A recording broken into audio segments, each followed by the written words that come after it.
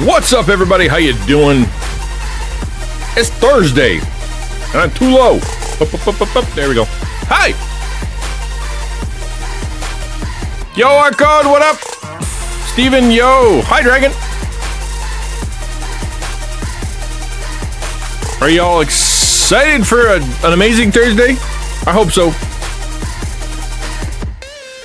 I know I am. There's so many good things happening right now. You have no idea. So I'll tell you. Really, though, yesterday, I was on a call with an national, not international, because, I think we're all Canadian. So everybody was in Canada, but they were all across Canada. And we were talking about how we can impact denominationally multiple churches, pastors and whatnot, to get more support for people who are like gamers at home or people that are lonely, lost, disenfranchised, all the rest of that stuff, and connect them to communities that can actually give them some help. Not just go to church, but like when they're in crisis, to actually go and like help them out. How do we do that? How do we help pastors to understand that nerds are their own subculture and that the church has left them behind? We had a whole big talk. It was like 2 hours long. This morning I had an amazing conversation with a dude who was like, he's a pastor and he wants to help me be my sponsor for the whole thing. It's been, and then I'm talking to Arcone. Arcone's got this D&D thing going. Well, whatever. Tabletop gaming experience. I'm excited about that. My kids are excited about that. Double Pixel. Double Pixel has gotten this new Twitch interactive Minecraft ready for me. We have on Friday a taco team party where all the taco teams are going to be playing Phasmo and Halo. I like Halo. Halo's fun. It's a good day. Are you getting swamped there, Dragon? That sucks. I know how that feels. You want to go out and it's like, man, I don't want to be moist anymore. So sick of being moist.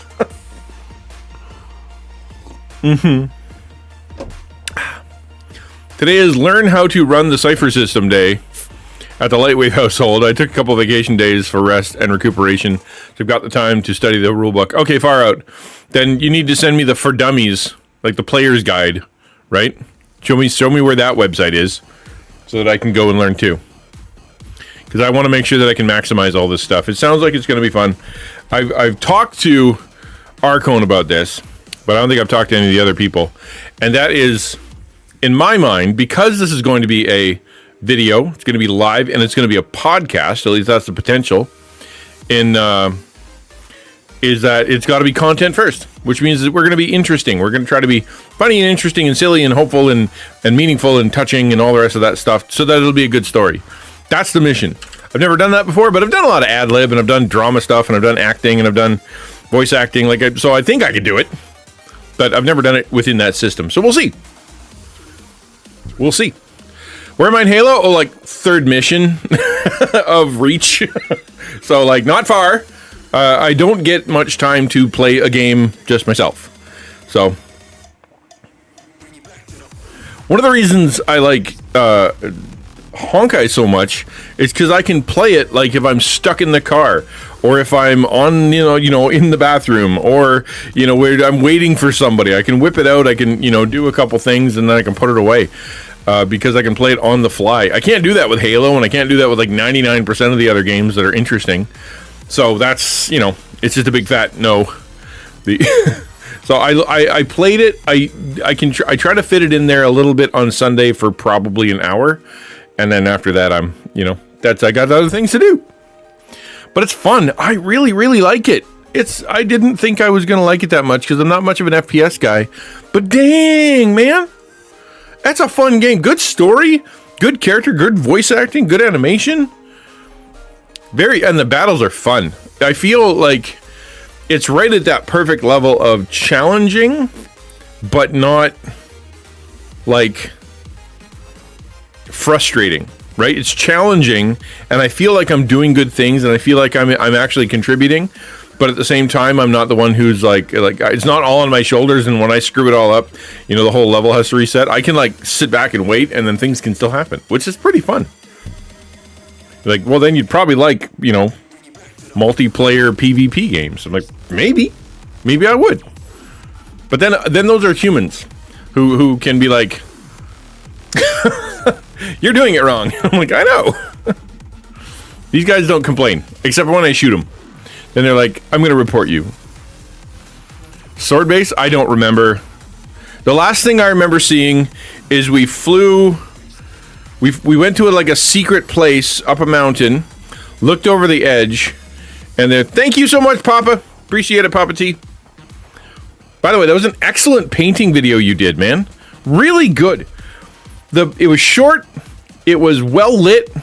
It was a good idea. You're good at painting, and your voiceover, stellar. The tone that you kept through that, super good. When I looked at, I watched it, and I'm like, man, I bet this sucker has like 10,000 views, and it's like 14. I'm like, man, that is not a 14 view video. That is a good, solid, excellent viral video. You did a really good job. Really good job. Yeah, so no, yeah, and I looked over the edge, and they were like, there was an army of bad guys, and they're like, oh, look, an army of bad guys. That's no good. And that's as far as I got. Dip into Halo's Forge editor and make some weird maps and game modes for a community day. No kidding. Oh, I got the same problem, Marcone. I got the exact same problem. Like, I sit there and I have all these really good ideas all day long, and the thing is, they're all doable. Like, it's not things that are like, oh, what if I could do that? It's all doable. And if I had actual money, would we ever be doing some fun stuff? Let me tell you what. But I don't. So, we'll do free things. Hi, Samus. We'll get there one day, right? Exactly. Well, I was just saying, Papa T, that I've had some pretty amazing meetings just in the last couple days with national denominational leadership and local church leadership to be able to connect to, like, how do we get help to the people who need help? It hurts my heart so much when someone comes into chat or into the Discord and they have an issue, something we could help with. I need help reading my paperwork. I need help with food. I need help because I got, my house is broke, whatever. And I can't help them. I can't. They're not supposed to tell me where they live, and B, I couldn't go there if I wanted to. And so, but if I could connect them to a church that I know is a good one that isn't going to like rip them off or be a bad theology or whatever like that, then we could legit change lives. Can you give me 1 sec? Something's happening. I'll be right back.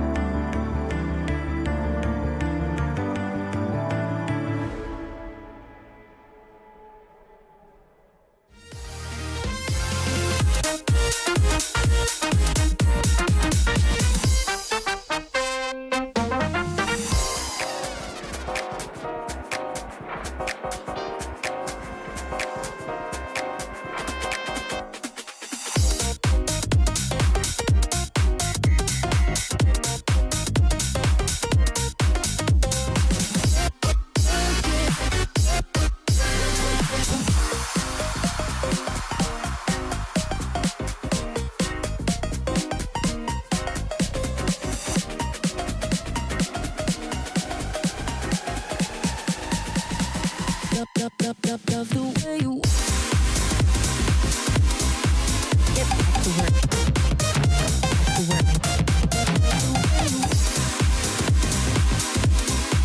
Get to work.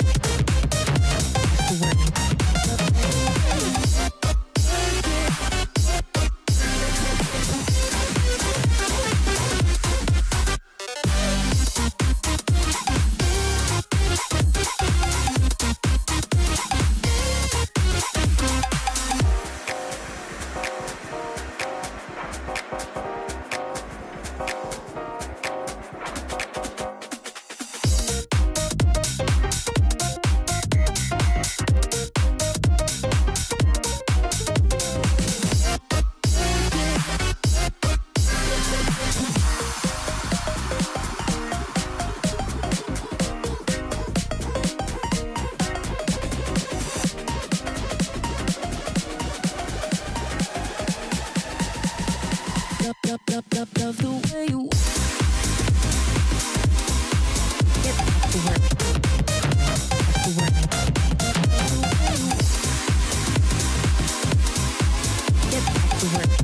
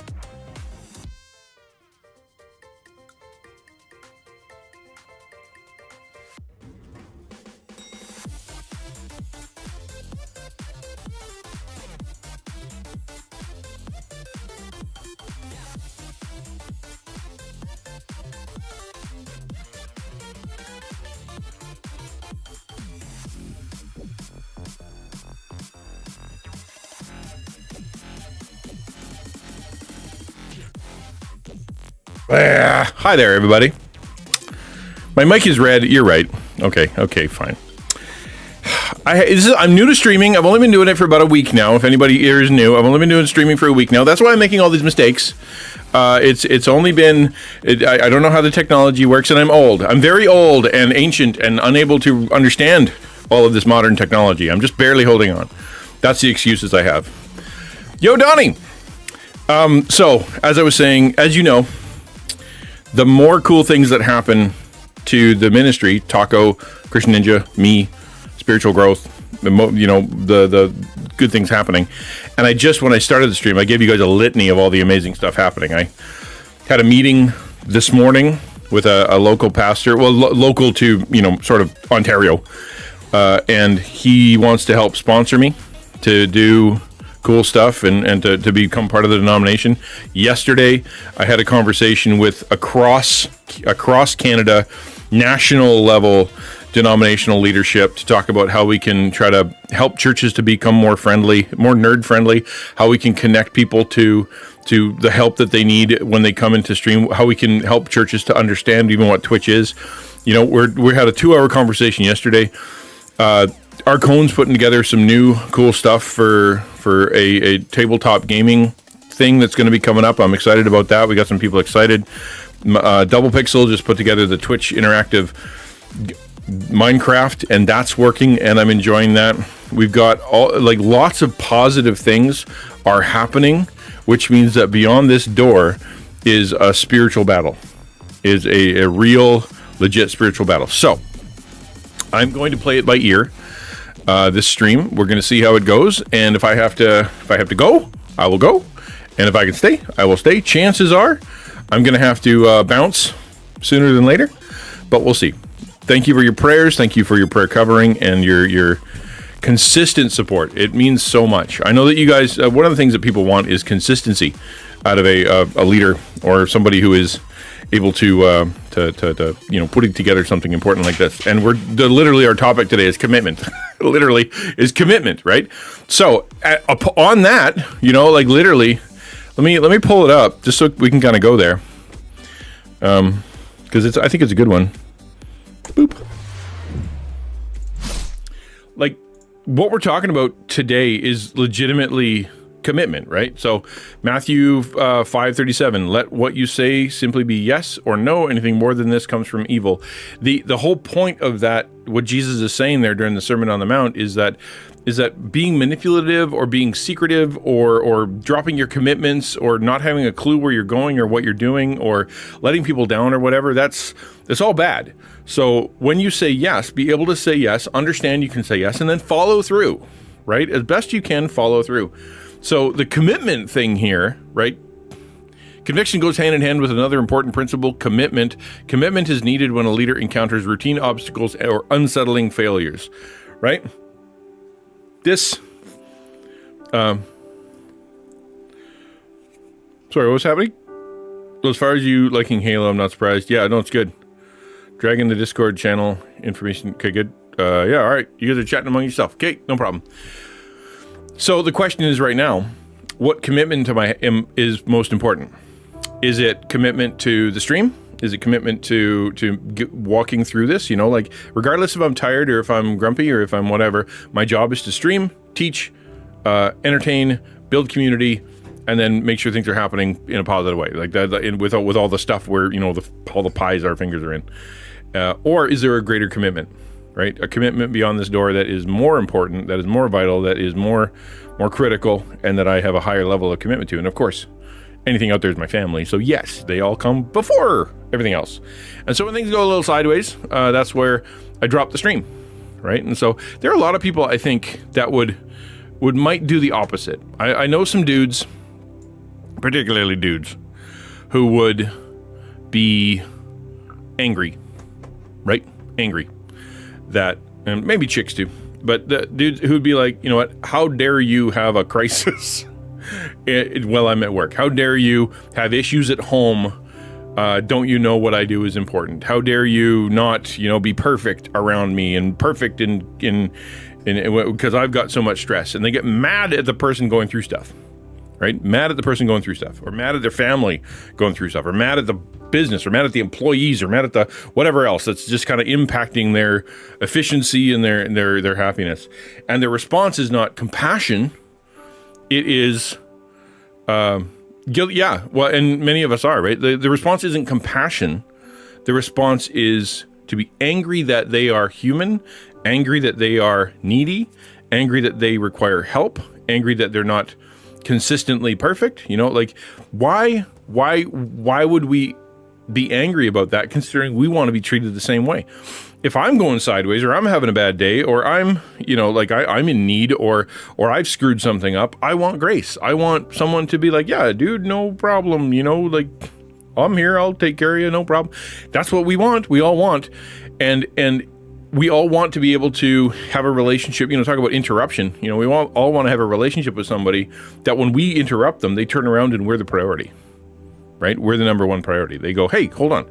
And they look at us and they're like, regardless of whatever's happening in front of me, the work, the thing, the art, the whatever I'm doing, you're the priority now because I love you most, right? We all want that. Now, that being said, of course, interruption required, you know, nobody likes it. But that's where we talk about it. We go, okay, listen, unless it's, you know, this level of issue, you know, don't come get me, or this between these hours, this is where I'm going to set aside. But, you know, like, but you are most important to me. You're the number one most important thing to me. Therefore, if you need me, let me know, and I'll go. Commitment comes in. We're always going to be bumping into commitment stuff. Always. It's, you know, like, okay, so you got work and church. You got, you know, we got family and work. We got vacation versus urgency of doing what we need to do. We've got, you know, this part of the budget, that part of the budget, that part of the budget. We've got generosity versus taking care of ourselves. You know, we've got, you know, national levels. You know, what do we invest in? The army, space travel, the roads. Like, there's always commitments that we will have, and we have to be able to go, okay, this is my priority list.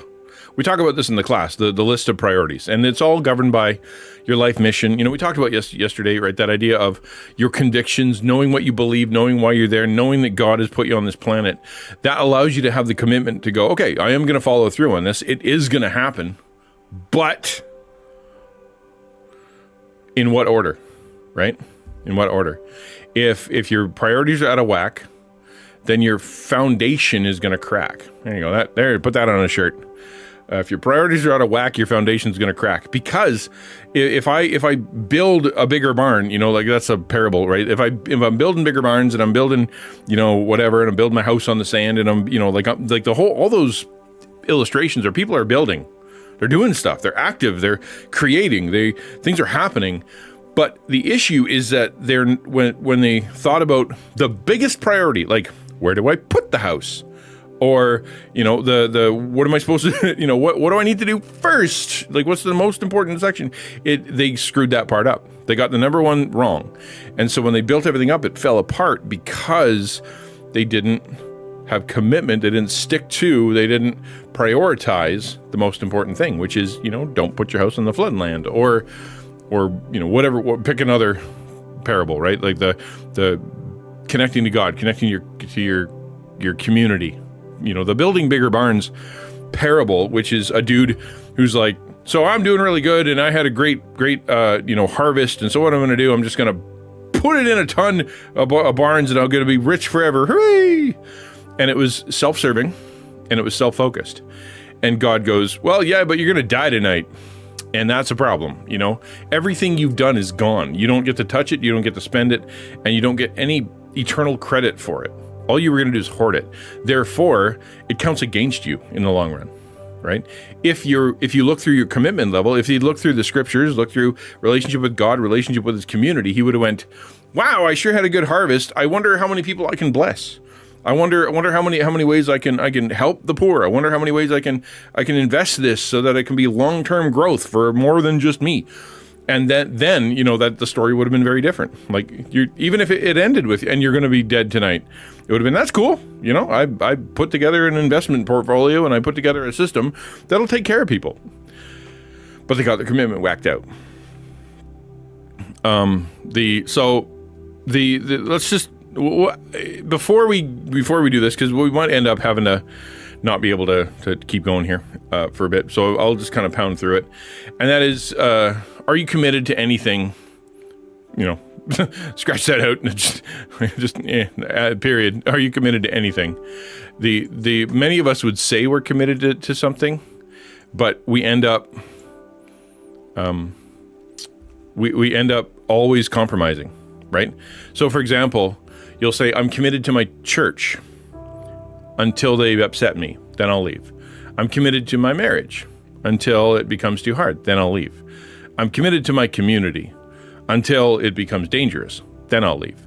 I'm committed to my country until I disagree with what's happening, then I leave, right? I'm committed to my family until they don't support me, then I leave, right?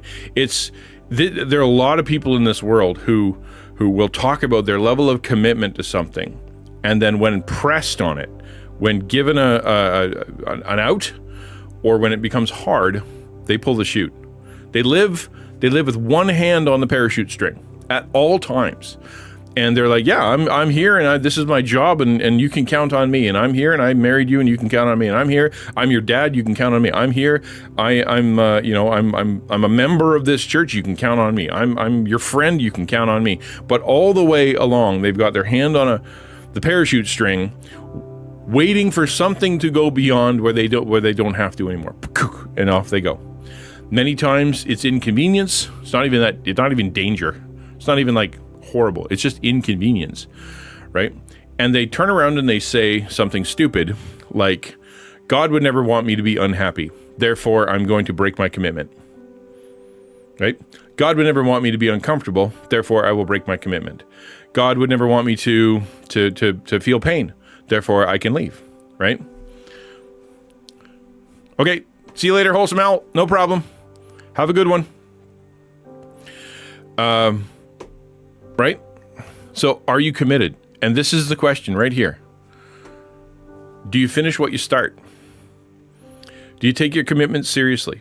Right? Well, of course, marriage is a big one, but so is church membership. So is an employment contract. So is the contract you sign at the bank. So is the commitments you've made to be whatever Discord thing you are, or whatever you've been doing online, or you've said to somebody, like literally, if you just said, I love it here. I like it here. I want to stay here. I want to support this community.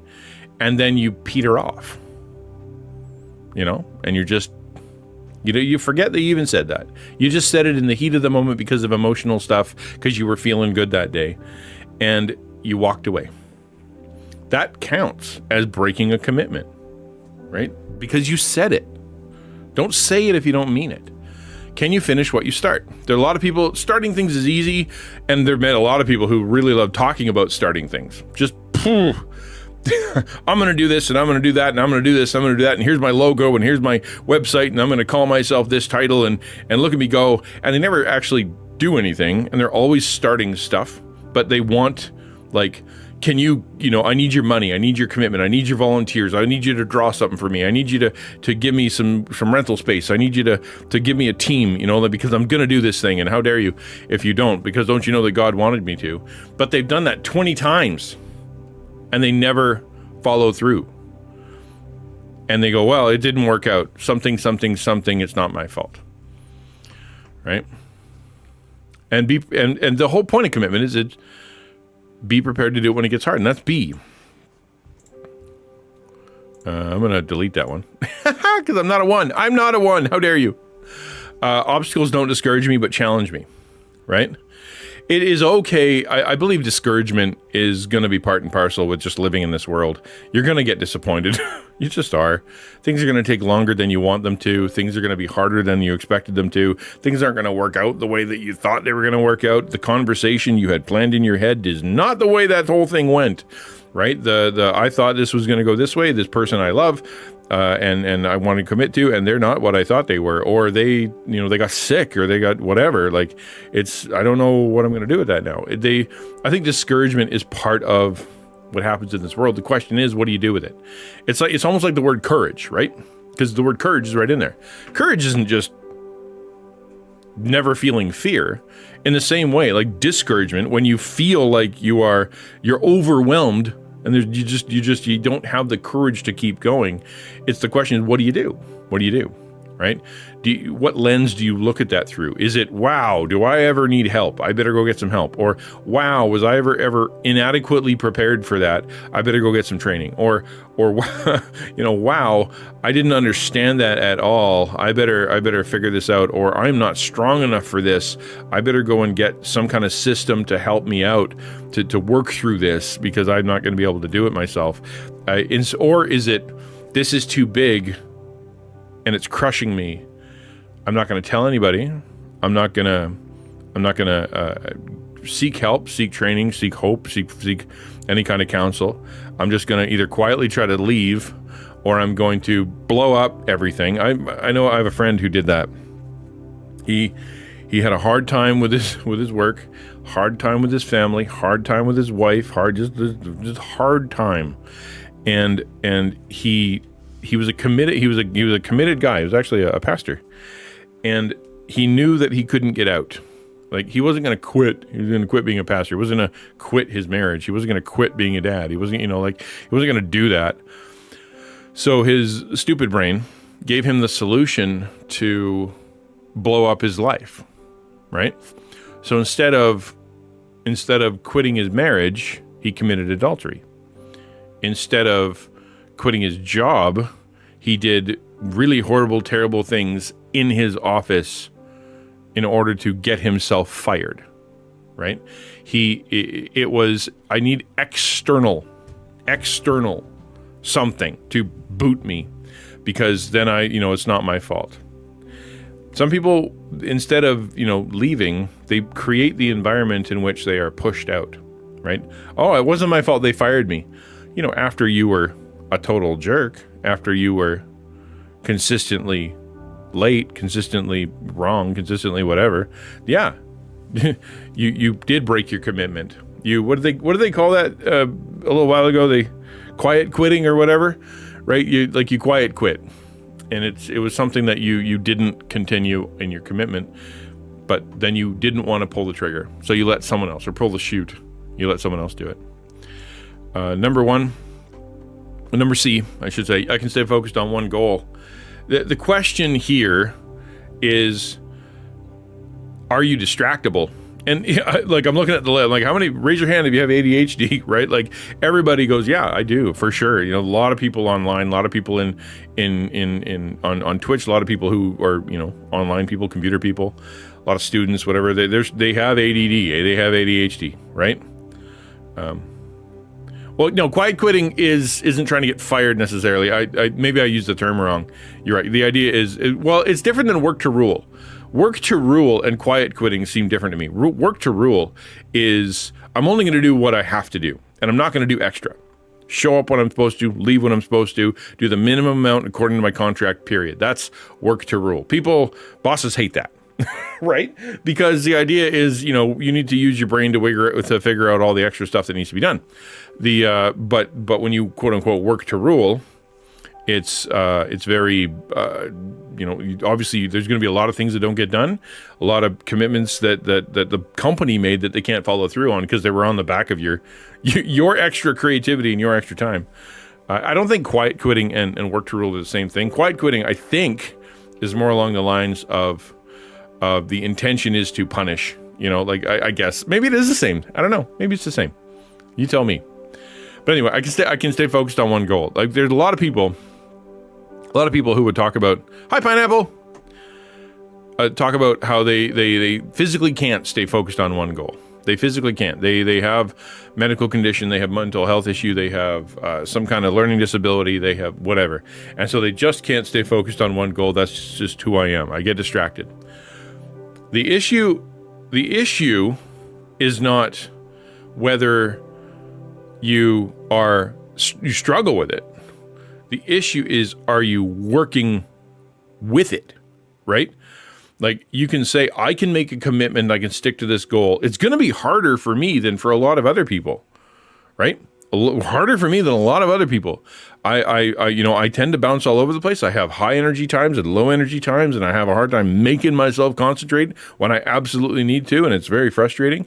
So when you ask for the goal, or when you ask for the contract, or you make that commitment, do you frame it in such a way that everybody understands your limitations, you understand your limitations, you work within the structure that you've been able to understand so you can achieve the goal? That's the question. Like if they come up to you and they're like, okay, I want you to do this thing. And a student goes, thumbs up, will do, and then takes off and does it. And they look at you and go, I want you to do the same thing. You, as someone who struggles with learning disability or mental health or whatever, have the responsibility to go, I want to do that, and I will do that. However, here's the structure that I work with. Okay, so if you need me to do that, here's what I need to do. You need to give me more time than you gave the other guy. I'm gonna have to have somebody else working with me. I'm gonna call you and I'm gonna ask for more explanations. Because I don't always get everything 100% of the time, and emails aren't good. So I'm going to call you. We're going to work through this. You're going to spend 3 hours on the phone with me, talking me through exactly what you want, so I can be sure. And so that's how I'm going to do it, right? Then I will do the goal. I can get there. That is commitment within the framework of your limitation. A lot of people don't do that. They just commit like everybody else to the same thing everybody else does, and then flake out because they just can't do it. Because they're embarrassed up front. They don't want to say, I can't do that. The way that you want that done, I can't do, but I can get it done in a different way if you're willing to work with me. And in my experience, most people will work with you because they want the job done. They don't care how you do it. They just want the job done, man. Right? Ukulele says, work to rule is not in my contract. Quiet quit is not paying me enough to care. Yep. Okay. It's a very thin division, you know what I mean? That's a very thin division. I can understand it, I guess, maybe. Right? Work to rule is not breaking your commitment. Work to rule is, I'm going to do the minimum. Right? And that's just the way it is. I will continue to be committed because I said I would be, but I'm not doing the extra stuff. Quiet quit, if it's not paying me enough to care, that could impact your quality, and that can impact your decisions that you make, kind of thing. I don't know. It's hard to find the differentiation between the two. Stephen Brown says, part of the challenge there is that some companies will let you go because if you need that much help getting something done, they will find another person who doesn't. And the problem with that, and I agree that's a challenge, 100%. But I believe very strongly, because it's been my life, that if you understand yourself, you seek God's counsel, you walk with godly people, and you have a good heart that's trying to do the job, you will find your niche. You'll find the job that gives you patience. You'll find the job that gives you the understanding. You'll find that the boss that's willing to listen, kind of thing. Or you will find the way for you to work within their system that works for you, right? It's going to be like, well, I can't do full time here. It's just that simple. I'll do part-time here. I'm going to take my own hours and I'm going to find another thing to do to fill my budget because what you're asking me is too much and I can't do it. But I can do 20 hours of it, right? Kind of thing. You're right. But I also find that in my experience, and again, I've worked for some pretty rough people.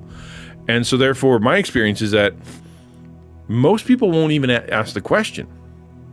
They'll never get to the place where they go, so the thing you asked me to do, right? Like, so you had a meeting. So the meeting, there's 12 people there at a meeting. You do this and you do that and here you vote and blah, blah, blah, blah, meeting. And the meeting's over and you got your task, the thing that you were given, your action task. And you have a choice in that moment. All right, later, man. Appreciate it. You have a choice in that moment.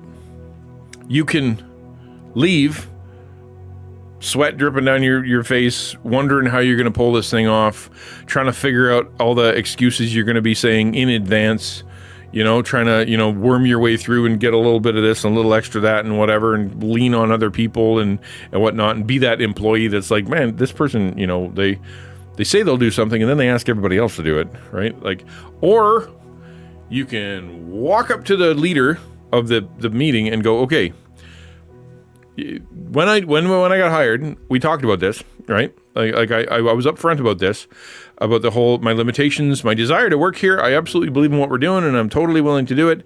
But my limitations are as such, right? And you remember that? Oh yes, I totally remember that. You're right. I forgot about that. Cool.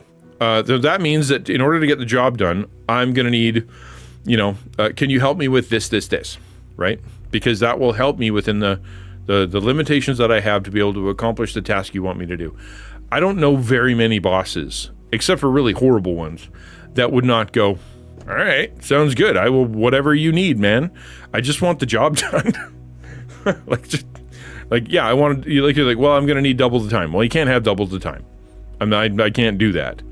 But what I can do is I can give you help, or I can give you access to the office more, or I can give you access to the tools more, or I can give you a training thing, or a computer or a cell phone that has some kind of feature. Like, I can do something for you to help you, because a boss wants the job done.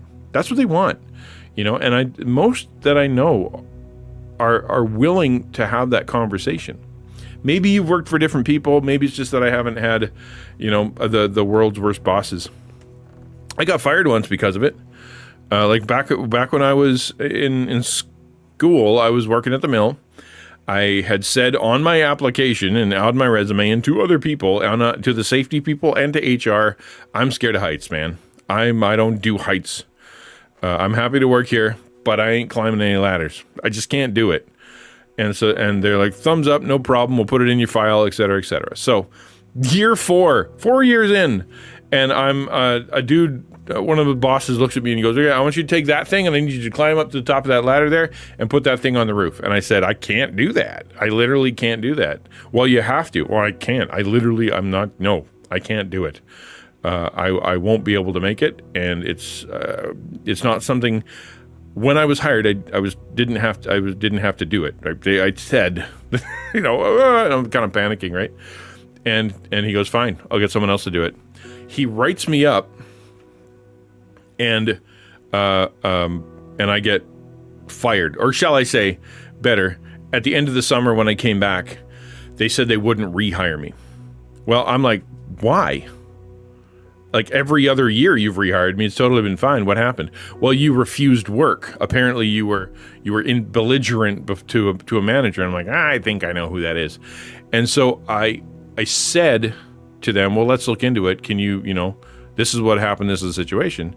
And they actually reversed the ruling.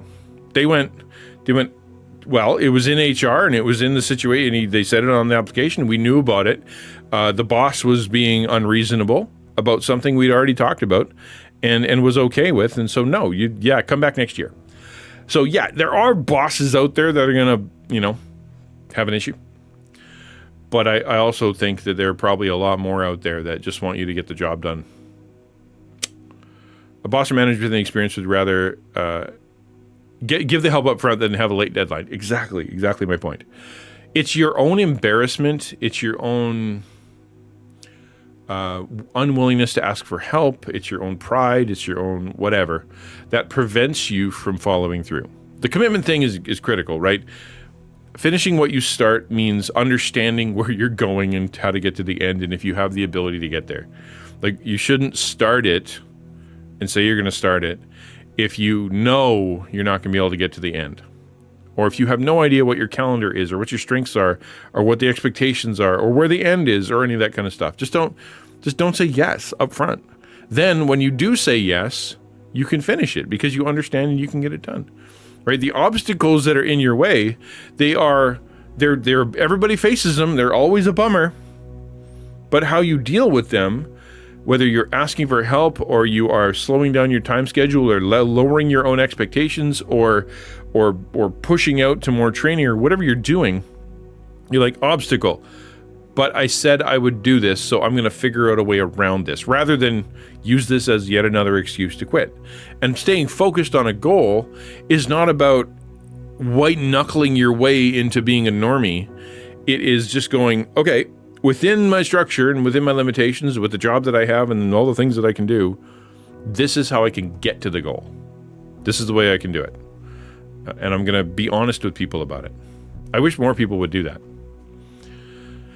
Tim Brown says it definitely requires finding a company that will work with you from the get-go. As you said, you may have to search for a while to find a company that will accommodate you to a degree, but worth it. I think more and more these days, though, those companies exist. It's part of it's one of the benefits of everybody going woke, is that you can walk in and go like, "Hi, I'm weird," and they can go, "Yeah, well, we're required to hire you, and we have to work with your limitations," and we're like, it's the law now, right? And like, yeah, far out. It's the people who walk in there and lie. You know, I'm an army, and there's nothing you need to say anything. Just give me the job, as opposed to, you know, I have the job, I have the qualifications, I think I can do the job. Here is the structure, and here's the limitations. Let's talk about that. And if you're not cool with hiring me with that stuff, then I'm not cool with working here, because that's just how it works, right? I believe that God will lead you to the right place and lead you to the right, right job. And all that stuff. Like, I think I really do.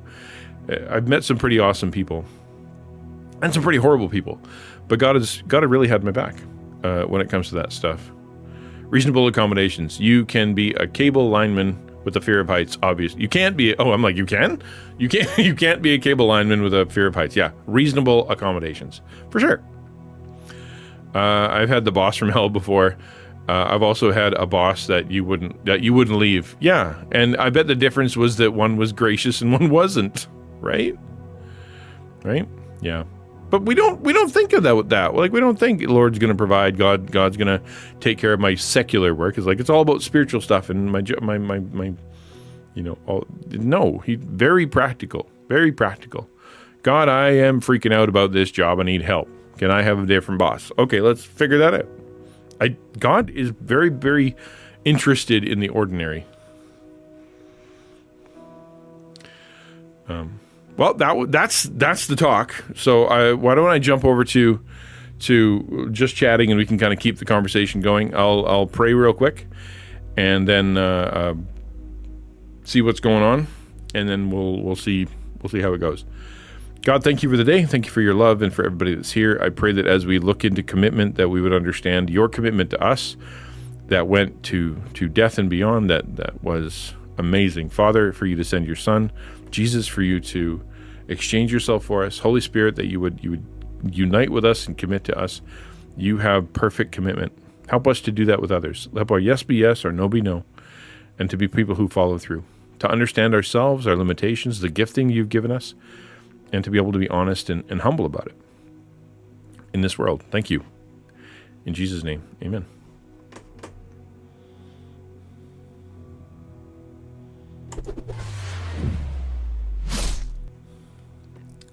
Give me 1 sec, dudes. I'll be right back.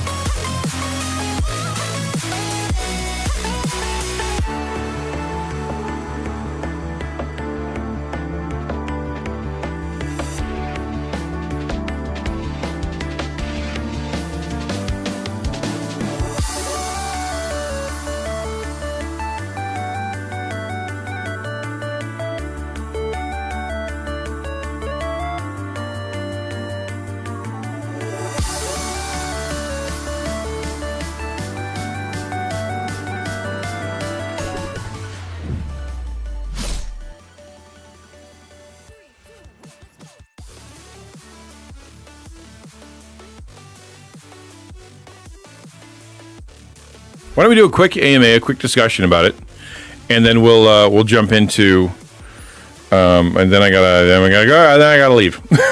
That's what's gonna happen. So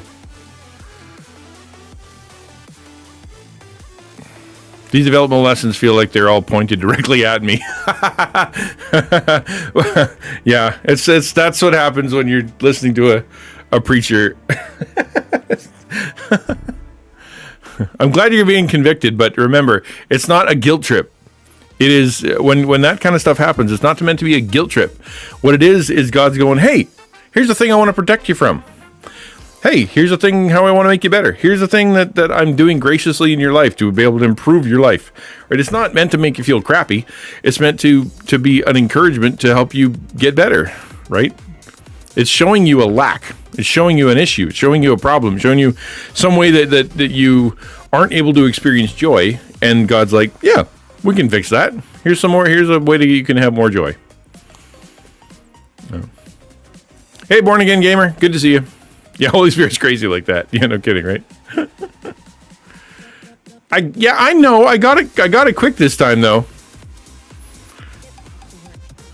My boss was really great. My second really inexperienced as far as being a boss goes, and really uptight and stressed about it. Impacted everyone. Oh yeah.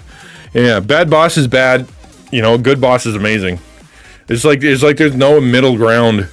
There's only like the bad bosses who are miserable, and then like the good bosses who actually get things done. I don't even know what a mediocre boss would look like. A mediocre boss is a bad boss, so it doesn't work, right? Distorting, you say? Distorting, you say? Is it?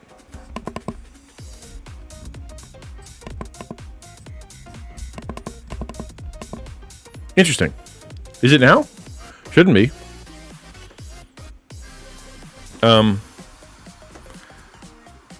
Gain might be too high. What did I do? I didn't change anything.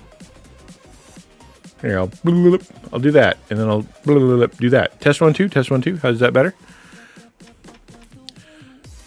Another temp job I got working for United Beach Missions until I could find a full-time work. That was such a great experience. Yeah, far out.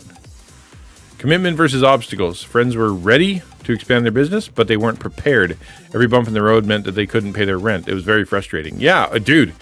Ready, fire, aim. It'll kill you every time. Ready, fire, aim will kill you every time. You gotta take the prep time. You gotta be patient. You gotta listen and get counsel, man.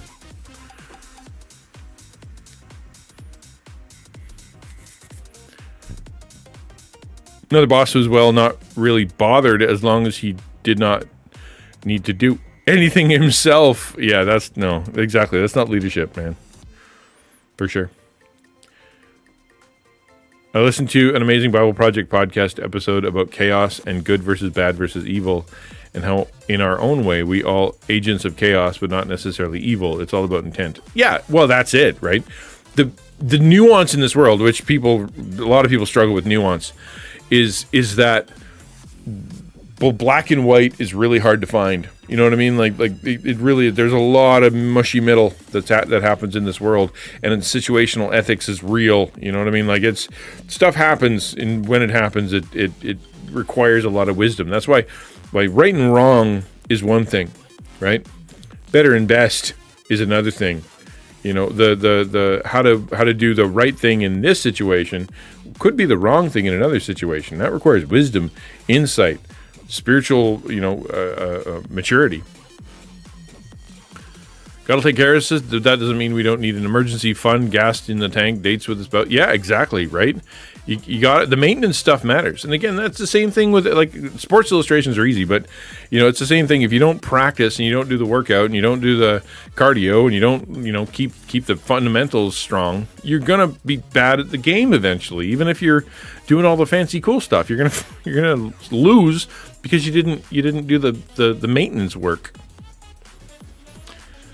Remind me of the bad boss thing. People might be agents of chaos, but only because they are trying to make order for themselves. It was mind-blowing.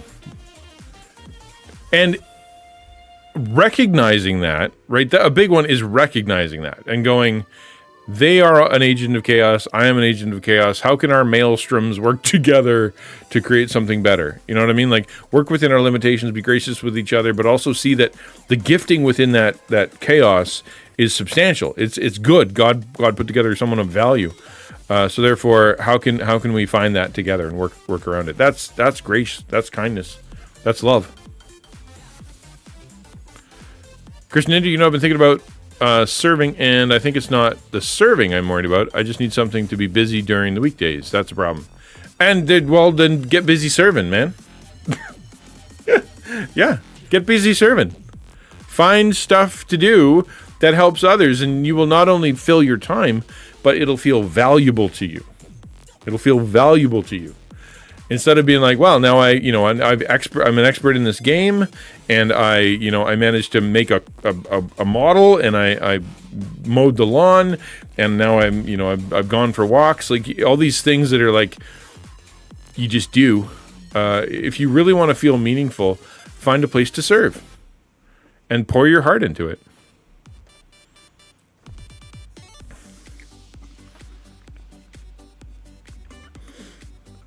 We have this burgeoning thing in digital missions, and we all need help. All of us. Every single streamer you know, intentional Christian streamer needs help. Go up to any of them. Go find your favorite one, or go find one that's small, but you still think is cool, and go, hey, small streamer who I think is cool. What can I do for you? I know you have needs. What can I do for you? And give me a list of 10 things or whatever that you need, and I'm going to pick one, and I'll do it for you. And then go do that for them. And if that's not enough work, go do that for 4 other streamers. And then you'll have 4 things to do that will actually help people.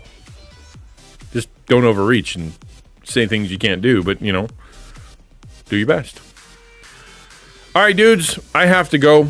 That was, I apologize for the very, very, very short stream. But, life happens. That's the way it goes. I won't be doing the Twitch the Twitch stream today. I'll be doing something else. Yeah, no kidding, ukulele. Yeah, even literally if all you did, DJ, was go through a small streamer's live stream and clip 5 things, you would radically affect their life. You really would. If you just clipped 5 things in small streamers, and even if you got as far as sent them over to Augie, you know what I mean? If you did that, you would change lives. You would change lives. You'd change Augie's life. You'd change that streamer's life. You'd change whoever watched that video and connected to the people and thought that was cool. That you clipping and sending literally could be the thing that sparks and ignites massive change in the Christian online movement. It doesn't have to be big. Oh man, I wish people would clip stuff for me because I don't know what I find interesting. Oh dude, I feel the same way. That's why I use Opus, because then I use AI to pull out the interesting parts. Because I never know. Opus Pro does it for me. All right, guys, thanks for being here. Again, please please subscribe, please tell your friends, grab coffee, KOFI, and help me out over there.